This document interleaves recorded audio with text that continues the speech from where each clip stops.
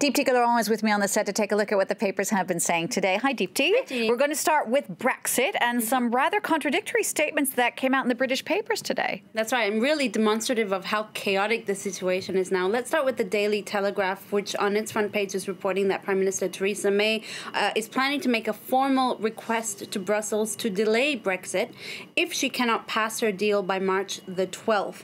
The Daily Telegraph revealing that it's part of a series of options that they're looking at in a bid to avoid resignations by ministers who support taking a no deal off the table. The paper noting that ministers hope to get the deal passed through within a 2-month extension. So they're seeking roughly a 2-month extension if it's granted, because this would allow them to avoid participating in the European Parliament elections at the end of May. The Guardian, meanwhile, is looking at how the EU is planning to delay Brexit, not by 2 months, but by 2 years, pushing it back until 2021. The paper explaining that the EU officials, EU officials favor a lengthy extension of the negotiating process to give both sides ample time, well, you might say they've already had ample time, to develop plans for their future relationship. So they prefer a longer extension period rather than a shorter one, which would mean they just simply push back the problem. Now, the editors in The Guardian do seem to favor this lengthy extension period. Yeah, that's right. They actually make a call for that kind of a lengthy extension. They actually call Theresa May, well, first of all, the vote on March the 12th was itself delayed. So The Guardian is calling that a reckless act of a leader running out of ideas.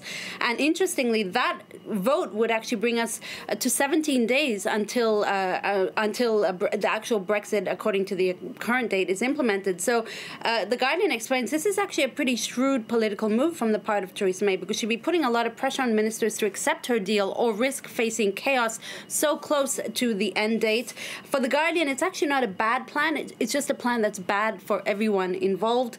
May's comments about the extension came during an EU Arab League summit in Sharm el-Sheikh that began on Sunday. It's also the focus of this cartoonist from The Times. It's British Prime Minister's deal in the desert. You see her literally crawling through the sand there. Next to Deepti to Israel, where the Prime Minister Benjamin Netanyahu has outraged almost everyone by brokering an alliance with a racist party. So we're in a pre-election mode in Israel. Elections are planned for April, and the party we're talking about is Otzma Yehudit. It's been described as an anti-Arab, anti-gay party, a descendant of an outlawed party called the Kach party. Thanks to Netanyahu, he brokered a deal between this party and another one called the Bayit Yehudi. Both are fringe groups, but now looking at, if they win, possibly entering the Israeli parliament after April's elections, or at least having a shot at it. The center-left paper Haaretz is looking at the origins of this party, often attributed to Meir Kahan. He's an extremist rabbi who emigrated from the U.S. to Israel, and to quote the Haaretz writer, brought with him his toxic ideology. This alliance brokered by Netanyahu gives legitimacy to this group and could see it return to power, or at least return to parliament, nearly 3 decades after Kahan's death. A writer for the Jerusalem Post, also that's a conservative paper in Israel, calling the party a, quote, reprehensible political party, but reminding us that this is part and parcel of politics. Netanyahu is quite embattled now. He's faced a lot of damaging corruption scandals. He needs all the help he can get, and they do say likely he'll turn on the party if and when it serves his purpose. They're urging us to see this more as a shrewd political maneuver. Meanwhile, a candidate for that party, the Otzma party, has tried to water down its past image, saying the critiques leveled against them are to do with the late Meir Khan and not them, and they say that's no longer relevant to the image of the party. All right, next now, Deepti, something that'll interest all of the left-handers out there. You've got a story about a scientific study that says that southpaws are actually better at fighting? That's right. That's right. Joe, and case in point, Joe Calzaghe, who was the greatest Welsh boxer in history, used to say that in his darkest hour, he'd draw on the fact that he was left-handed to steer him to victory. Researchers have actually looked at, analyzed 10,000 boxers and martial arts competitors and found that left-handers do better in general, perhaps because it's rarer and it tends to throw off right-handed competitors. You have Filipino champion Manny Pacquiao, who's left-handed, U.S. gold medalist Oscar De La Hoya, who was also boxing with his southpaw stance.